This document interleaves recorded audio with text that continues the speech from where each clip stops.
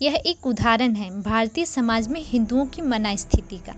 लगभग 1200 वर्ष से इस्लाम की बर्बरता से लड़ता हुआ यह देश आज तक उस मनस्थिति से बाहर नहीं निकल सका जिसे हम शत्रु बोध का ना होना कहते हैं। भारत का कथित बौद्धिक समाज निरंतर आह्वान कर रहा है कि नरेंद्र मोदी को हराओ, उसके लिए मोदी एक शत्रु है।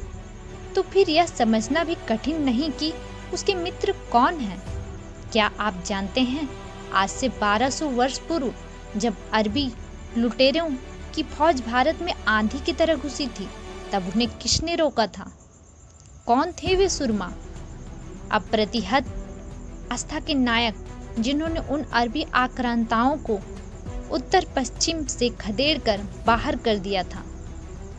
वो सुरमा थे गुर्जर प्रतिहार वंश के नायक नागभट्ट। प्रथम द्वितीय से लेकर वत्सराज और मिहिर भोज तक।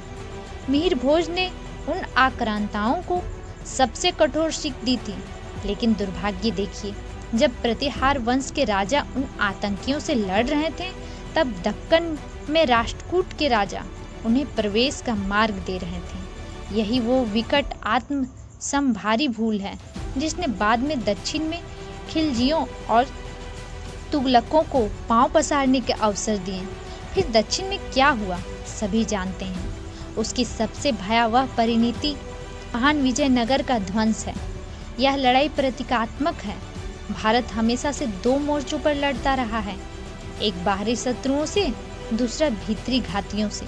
सदियों के संघर्ष और स्वतंत्रता का युद्ध लड़कर भारत स्वतंत्र हुआ, लेकिन पाकिस्तान की शर्त पर उस विभाजन काल में लाखों लाख हिंदू निरसंसता से मारे गए। पाकिस्तान, अफगानिस्तान लगभग हिंदू विहीन हो गए। भारत में मुसलमानों की जनसंख्या कई गुना बढ़ गई, जो कि आज भी बढ़ती ही जा रही है। यहाँ तक कि देश के कई प्रांतों के कई जिलों में बहुसंख्यक हो चुके हैं। उनके आतंक के समाचार इतने आम हो चुके हैं कि हिंदुओं को उन समाचारों से कोई कष्ट नहीं होता। यह नीम बेहोशी जारी है। इसलिए आज का लेखक, पत्रकार और कथित बौद्धिक आह्वान करता है कि मोदी को परास्त करो। वह भारत का शत्रु है। यूरोप की और आंख उठाकर देखिए, इंग्लैंड में रहने वाले भाईजानों के उत्पात बढ़ते जा रहे हैं और अब उन्होंने ऐलान कर दिया है कि अगर इंग्लैंड के अंग्रेजों को वो पसंद नहीं तो अंग्रेज देश छोड़कर जा सकते हैं। हम तो यहीं रहेंगे। ऐसी ही घोषणा और मनसाएं भारत में लंबे समय से देखी जा सकती हैं। उदाहरण है, बंगाल के कई क्षेत्र हिंदू विहीन हो चुके हैं। केरल की यही स्थिति है। देश के कई हिस्सों में आतंक जारी है। कर्नाटक में सत्ता बदलते ही मारपीट, हत्या और धमकियां आम हो चुकी हैं, लेकिन भीतर घातियों की आंख नहीं खुली। उनके लिए मोदी सबसे खराब नेता है। वे सपने देख रहे हैं कि भाईजान फलेंगे फूलेंगे तो भाईचारा बढ़ेगा।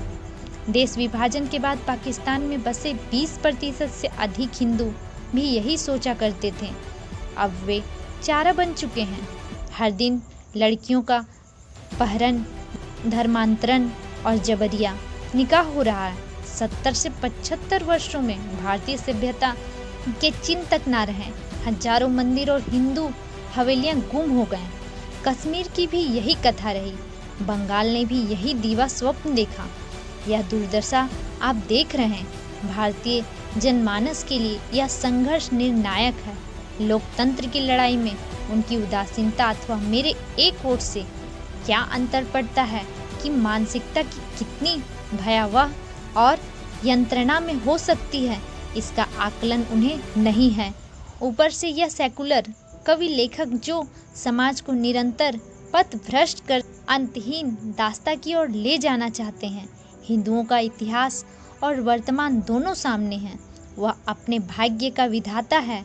उसे तय करना होगा कि वह अपने और इस देश का कैसा भविष्य चाहता है।